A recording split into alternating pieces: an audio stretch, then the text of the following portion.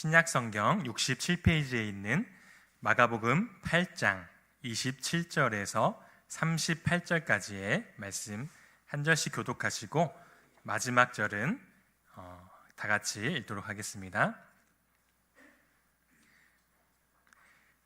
예수와 제자들이 빌립보 가이사랴 여러 마을로 나가실새 길에서 제자들에게 물어 이르시되 사람들이 나를 누구라고 하느냐?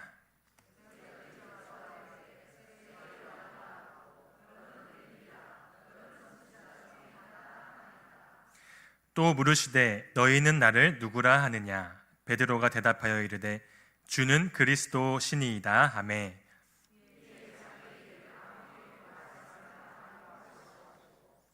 인자가 많은 고난을 받고 장로들과 대제사장들과 서기관들에게 버림받아 죽임을 당하고 사흘 만에 살아나야 할 것을 비로소 그들에게 가르치시되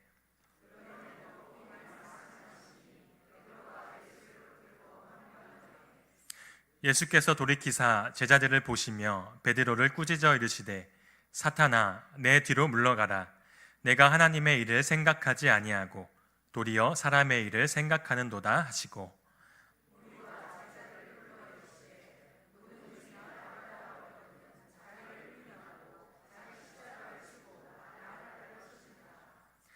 누구든지 자기 목숨을 구원하고자 하면 잃을 것이요 누구든지 나와 복음을 위하여 자기 목숨을 잃으면 구원하리라.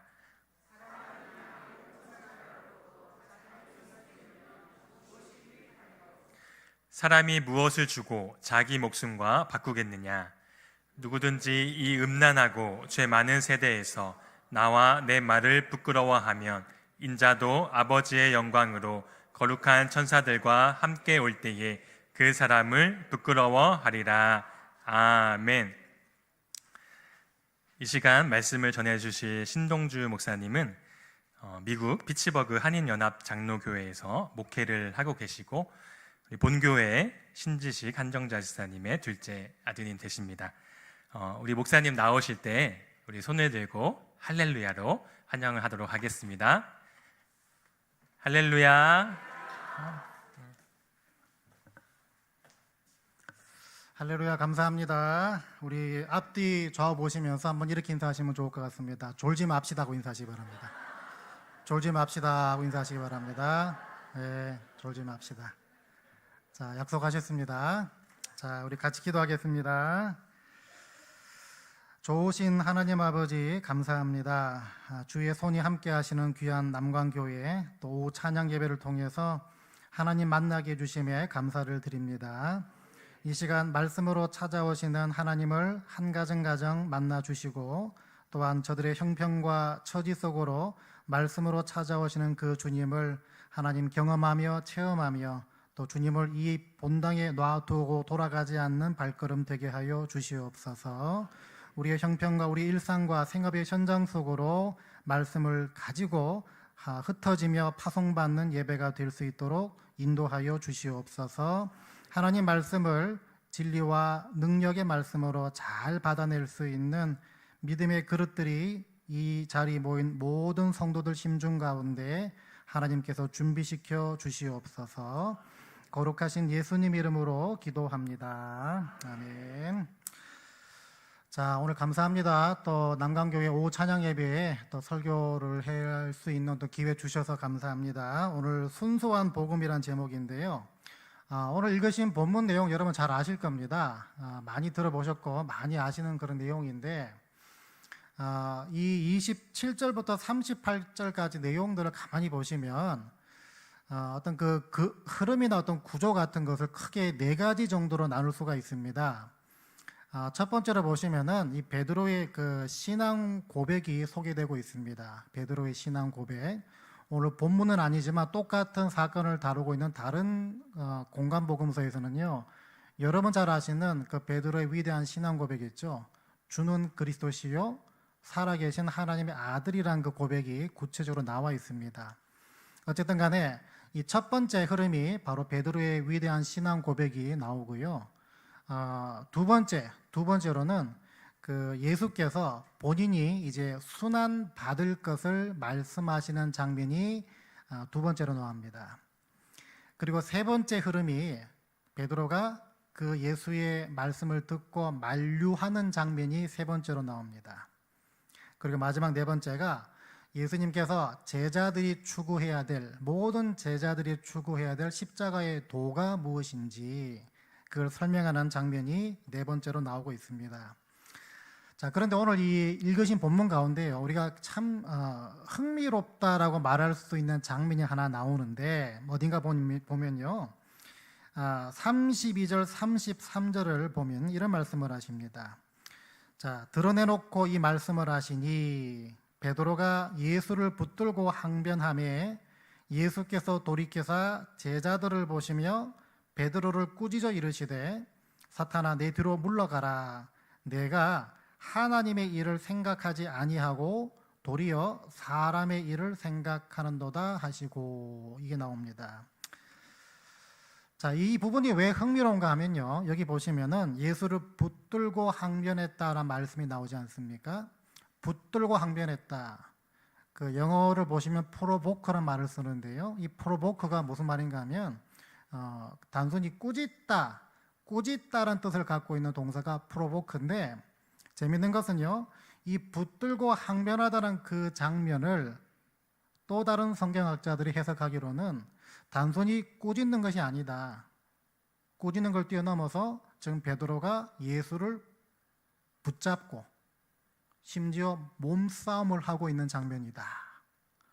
붙들고 항변하며, 항변한 것으로 끝나지 않고요, 붙들고 항변하다. 예수의 멱살을 잡았다든지 예수를 밀쳤다든지 어떤 구체적인 상황은 모르지만 분명한 것은 단순히 말로 한 것이 아니었다는 것입니다. 아니, 명색이 그래도 스승과 제자 관계인데 어떻게 이 제자가 스승의 멱살을 잡고 몸싸움을 벌일 수가 있는가 생각하면은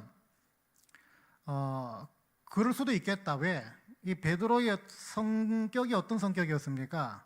굉장히 충동적이었고 다혈질이었고 즉흥적이었죠. 굉장히 감정적인 인물이 바로 베드로였습니다. 그런 베드로다 보니까 충분히 그럴 수 있다. 충분히 그럴 수 있다라고 생각할 수 있습니다. 자, 그래서요, 이 장면은요, 우리가 어떻게 이룰 수가 있는가 라는 질문보다는 무엇이 이렇게 되게 만들었나, 이쪽으로 우리가 질문을 가질 필요가 있다라고 생각할 수 있습니다. 자, 31절부터 32절 초반부까지 제가 다시 읽어드리겠습니다.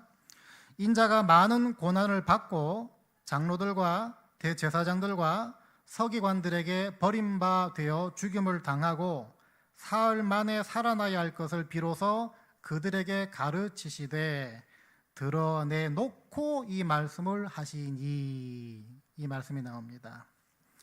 여기 보시면요, 버림받아 죽임을 당했다, 버림받아 죽임을 당할 것이다. 무슨 말입니까?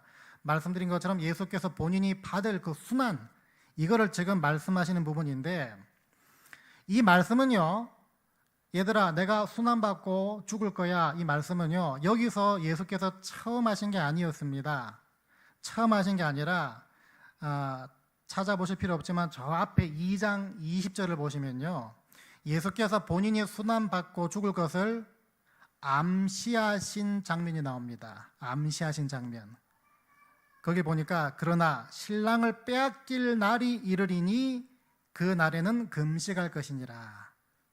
신랑을 빼앗길 날이 올 것이란 말, 다시 말해서 예수 본인이 순환받을 것이다, 죽음 당할 것이다, 그 말씀하시는 것인데 말 그대로 암시를 하신 것입니다. 암시.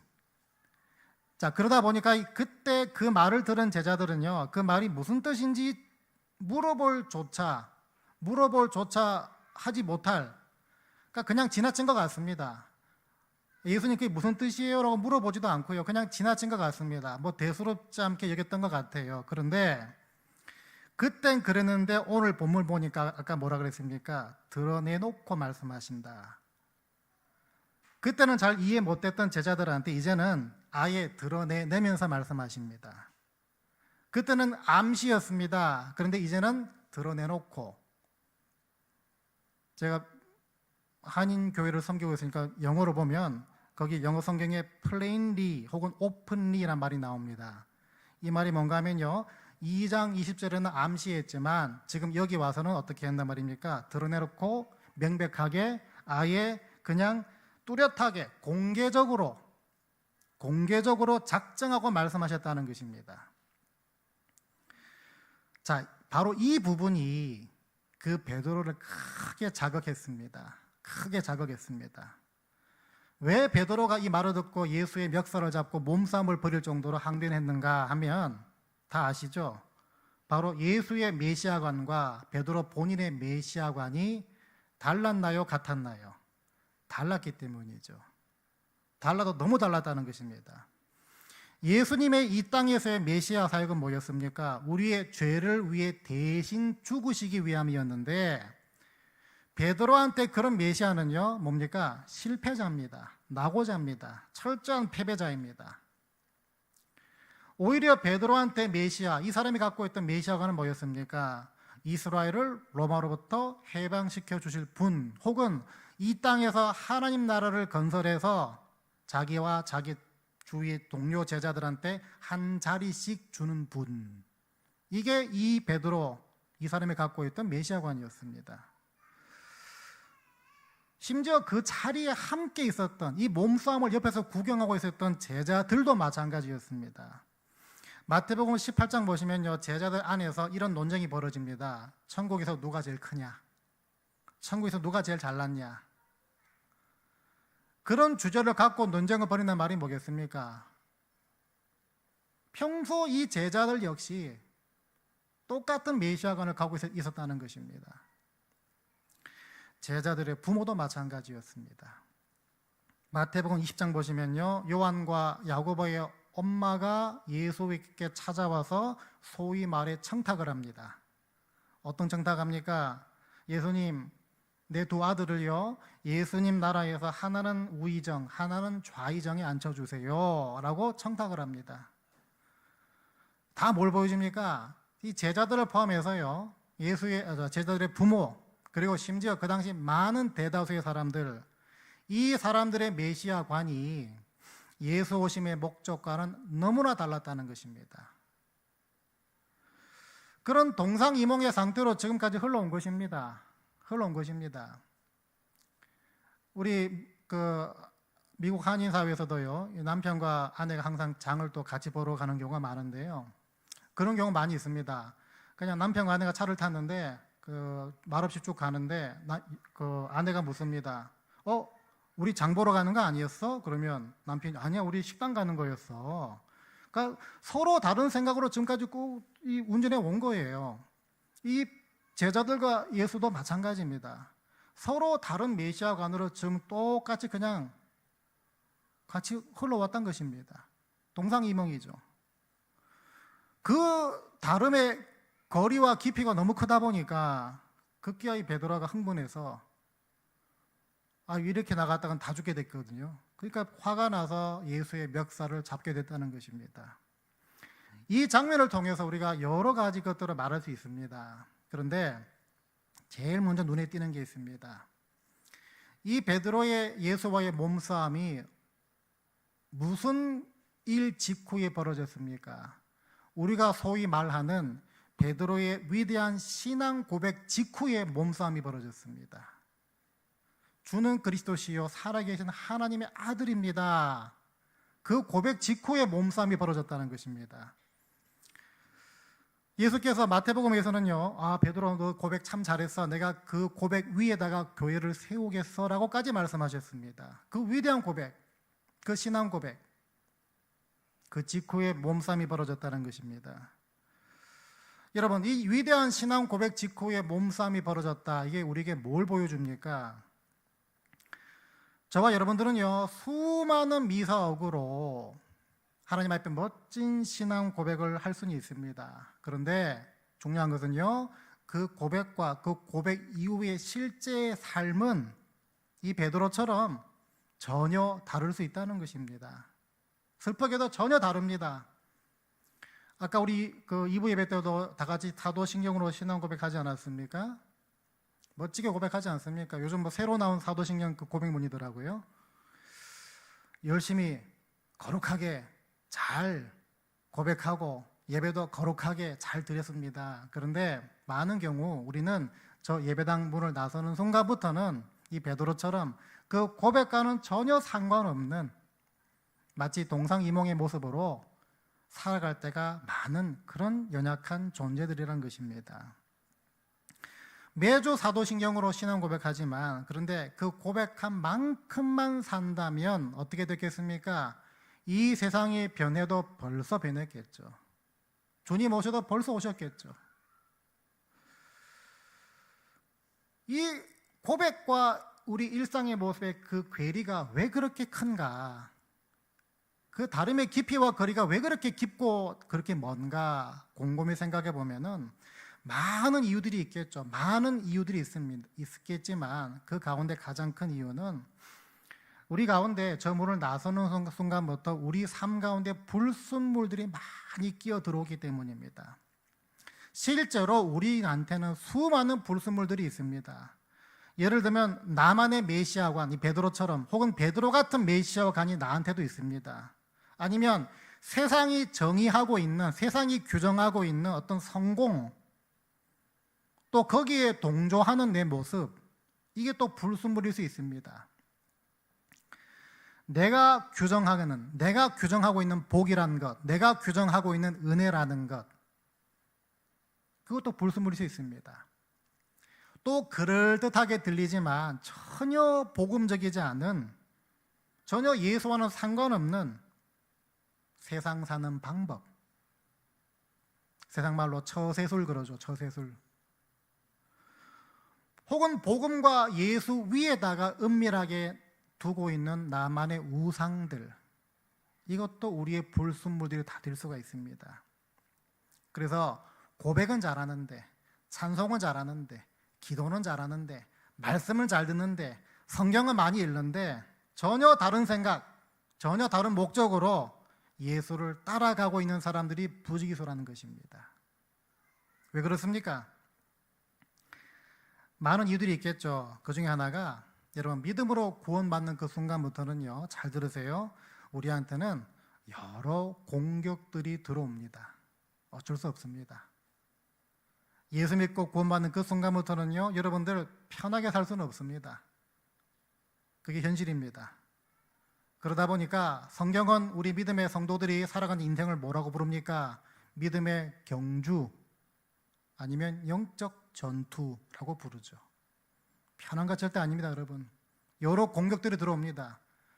여러분, 그래서 예수 믿는데 나한테 아무 일 없고 매일 평안하다? 이건 어떻게 보면요, 예수를 그냥 적당하게 믿고 있다는 증거입니다. 예수를 잘 믿을수록 세상과 부딪힐 수밖에 없어요. 그 영적 전투, 영적 장애물, 영적 경주, 믿음의 경주, 어떤 공격들이 들어옵니까? 이런 소리 많이 들어보셨을 겁니다. 야, 네가 왜 죄인이야? 네가 왜 예수가 필요해? 예수가 밥 먹여줘? 천국 그런 거 없어. 그냥 여기서 이 땅에서 잘 먹고 잘 살면 돼. 뭐가 아쉽다고 너 자신을 부인하고 내 십자가를 지고 예수를 쫓아? 멍청한 짓이야. 이런 여러 속삭임들, 여러 다양한 형태로 여러분들을 찾아옵니다. 그래서 여러분, 내 심과 내 의지를 꺾고 내가 주님만 의지하며 살겠다고 했는데도 저 문을 나서는 순간부터 어떻게 됩니까? 예수 안 믿어도 더 잘 먹고 더 잘 사는 철순의 집이 눈에 들어오죠. 예수 믿는데도 나쁜 짓만 골라 사는 김집사, 김목사, 신목사가 들어옵니다. 눈에 들어옵니다. 교회와는 담을 쌓고 사는데도 더 건강하고 자식들 더 공부 잘하고 자식들 더 좋은 대학 가는 사람들, 그 사람들 모습이 눈에 들어옵니다. 보이지도 않는 하나님한테 무슨 예배냐, 무슨 헌금이냐, 이런 세상의 수군거림도 여러 모양의 불순물과 공격으로 여러분들을 찾아옵니다. 베드로의 메시아관도 그렇고요, 저와 여러분이 종종 하는 어떤 신앙의 갈등, 불신, 의심, 이 모든 것들 다 불순물, 다 장애물들입니다. 자꾸 비교할 거리가 생기고요. 그 비교할 거리가 자꾸 먹음직도 스럽고 보암직도 스럽다 보니까 자꾸 그게 들어옵니다. 우리는요, 이렇게 순수한 복음을 듣고 품고 살더라도 지속적으로 세상 이런 논리에 자꾸 노출됩니다. 공격을 받습니다. 그게 더 크게 보이고 더 크게 들립니다. 그러는 바람에 거기에 빠르게 익숙해지게 됩니다. 그래서 그 불순물들이 자꾸 내 안에 쌓이면서 나도 모르게 내 자신이 변질되어지고 왜곡되어져 갈 때가 많이 있다는 것입니다. 그러다 보면 결국 처음에 그 순수한 복음에서 제가 설교 때마다 늘 말씀을 드리는 부분이지만 그 순수한 복음에서 자꾸 내가 복음으로 믿고 붙잡고 살아가게 된다는 것입니다. 여러분, 내가 복음에 익숙해지면 어떻게 되겠습니까? 오늘 말씀 가운데 바로 예수께서 말씀하신 그 십자가의 도, 내 자신을 부인하고 내 십자가를 지고 나를 따라라, 이 말씀이 굉장히 불편하게 들립니다. 베드로처럼 그렇게 살다가 실패할 것 같고 낙오될 것처럼 느껴집니다. 내가 복음으로 충만한 사람은요, 그런 삶 엄두도 못 냅니다. 왜 내가 손해봐야 돼? 왜 내가 예수 믿는데 그런 억울한 일을 당해야 돼? 왜 내가 참아야 돼? 이게 안 들어오기 때문에 그런 삶 엄두도 못 냅니다. 그러다 보니까 내가 복음으로 충만한 사람들은요, 내가 출세해야 복 받는 것이고, 내가 건강해야 은혜 받는 것이고, 내가 인정받아야 하나님께서 귀하게 쓰시는 일꾼이다, 내 멋대로 해석한다는 것입니다. 자, 우리가 다 그런 삶을 살고 있습니다. 이 베드로와 똑같은 모습입니다. 그런 사람들, 그런 베드로, 그런 제자들한테 오늘 예수께서 그래도 말씀하시는 것이 무엇인가 보니까 38절에서 뜬금없이 예수께서 이런 말씀을 하십니다. 제가 읽어드리겠습니다. 누구든지 이 음란하고 죄 많은 세대에서 나와 내 말을 부끄러워하면 인자도 아버지의 영광으로 거룩한 천사들과 함께 올 때에 그 사람을 부끄러워하리라. 이게 마지막 38절 내용입니다. 자, 잘 보세요. 오늘 본문의 구조가 어떻다고 말씀드렸습니까? 첫 번째, 베드로의 위대한 신앙 고백이 나옵니다. 예수의 순환 받을 것을 예고하시는 장면이 나옵니다. 베드로의 만류가 나오죠. 마지막 뭐라고 했습니까? 십자가의 도를 말씀하시는 장면 나온다, 이렇게 말씀을 드렸습니다. 그런데 이 네 가지 구조와 흐름을 봤을 때 이 마지막 38절 말씀은 뜬금없는 내용입니다. 제일 끝에 와서 말씀의 주제를요, 예수의 재림, 마지막 심판으로 살짝 트시죠. 살짝 트십니다. 같은 사건 다루고 있는 마태복음에서는요, 인자가 아버지의 영광으로 그 천사들과 함께 오리니 그때 각 사람이 행한 대로 갚으리라. 앞에 네 가지 구조 흐름과는 전혀 뜬금없는, 전혀 상관없는 그 말씀, 예수의 재림, 심판 마지막 때, 이걸 갑자기 마지막 한 절에 살짝 집어넣고 트십니다. 자, 이게 뭘 말해주는가? 잘 들으세요. 결국에는 왜곡된 복음과 세상 불순물은요, 다시 오실 주님을 믿지 않는 불신에서 온다는 것입니다. 다시 말하면요, 자기를 부인하고 자기 십자가를 지고 예수를 따라가는 그 인생이 결코 손해보거나 실패하는 인생이 아니라는 그 믿음은 내가 돌아가 장차 거할 영원한 본향이 있다는 그 사실을 믿는 믿음에서부터 온다는 것입니다. 여러분, 이걸 한번 어렵게 생각하지 마시고요, 한번 상식적으로 생각해 보시기 바랍니다. 만일에 우리 아까 교제 나누다가 우리 교우분들께서 얼마 전에 경주에 있는 마라톤 대회를 나가셨다 얘기를 들었습니다. 생생하게 다 살아계신 거 보니까 참 체력이 대단하신다 생각이 드는데, 여러분 마라톤을 뛰기 위해서요 그냥 집에 누워 자다 밖에 나가 뛸 수 없지 않습니까? 최소한 한 10분, 20분 정도 워밍업을 해야 되지 않습니까? 준비 운동 해야 되겠죠. 자, 준비 운동 한 다음에 마라톤 경주가 이제 시작되는데, 그 워밍업 할 때, 그 준비 운동 할 때 힘 다 빼는 사람 없습니다. 그렇지 않습니까? 가볍게 워밍업 하면서 본 경기를 준비하는 것이 정상이죠. 예수 믿는 믿음도 마찬가지입니다. 그리고 죽기 위해 오셨다는 메시아 관도 마찬가지입니다. 여러분, 우리 성도들은요, 이 땅을 살아온 이 인생, 이 삶, 이 인생은요, 잠깐입니다. 잠깐. 영원의 안목으로 보면 정말 점과 같다는 것입니다. 그럼 이 땅에서 사는 인생이 뭡니까? 워밍업이죠. 준비 운동입니다. 장차 영원히 거할 본향, 그것을 예비하는 잠시 동안의 시간이라는 것입니다. 여러분, 그래서 히브리서 12장 2절 3절에서 이런 말을 하고 있습니다. 제가 읽어드리겠습니다. 믿음의 주요 또 온전하게 하시는 이인 예수를 바라보자. 그는 그 앞에 있는 기쁨을 위하여 십자가를 참으사 부끄러움을 개의치 아니하시더니 하나님 보좌 우편에 앉으셨느니라. 아멘. 잘 보세요. 여기서의 준비 운동은 뭐였습니까?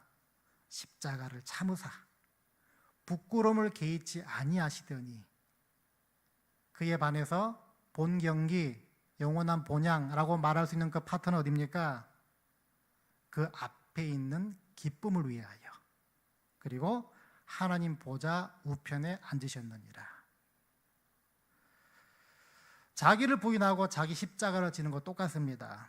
여러분, 히브리서 11장 보시면요, 우리가 구약의 그 인물들이 소개되고 있는데, 예를 들어서 뭐 아벨도 나오고 에녹도 나오고 노아도 나오고 아브람도 소개되고 있습니다. 이 사람들의 공통점이 뭔가 보면요, 하나님의 실존하심을 믿는 게 결코 녹록지 않았던, 하나님의 실존하심을 믿는 그 믿음을 갖고 살아가는 그 삶이 결코 쉽지 않았던 그 시대를 살았던 사람들, 이게 공통점입니다. 이게 자기들의 십자가였습니다. 그걸 십자가로 볼 수가 있는데, 자, 그럴 때 성경은 이 사람들 어떻게 얘기하고 있나 보니까요, 제가 히브리서 11장 13절 14절을 읽어드리겠습니다. 잘 들어보세요.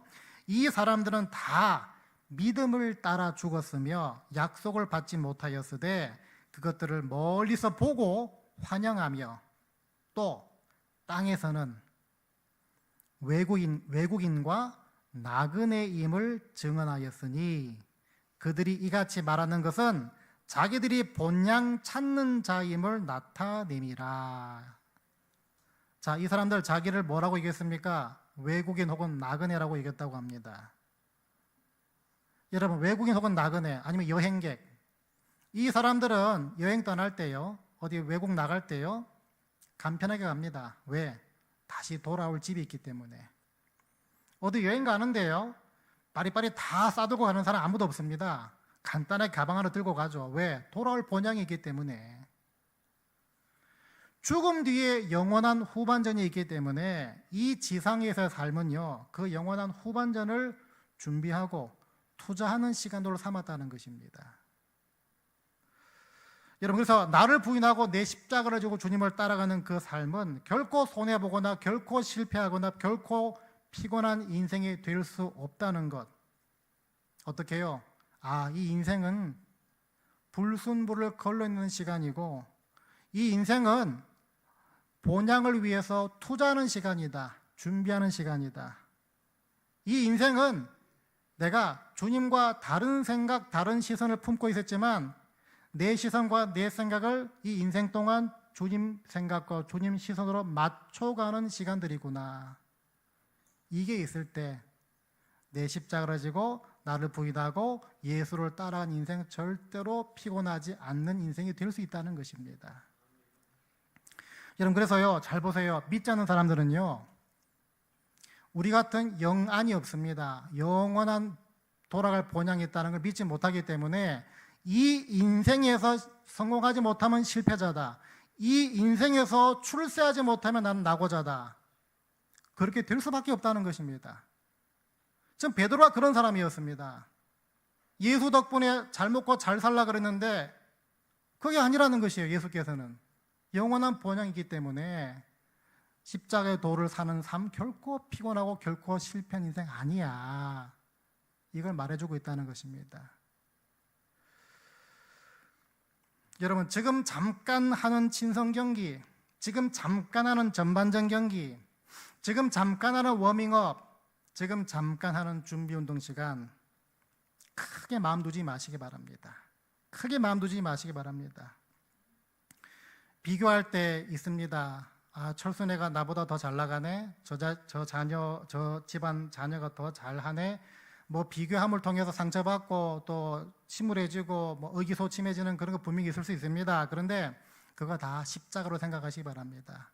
그 십자가 지고 힘들더라도 주님과 끝까지 함께 버티며 여러분 견뎌내는 분들 다 되시길 바랍니다.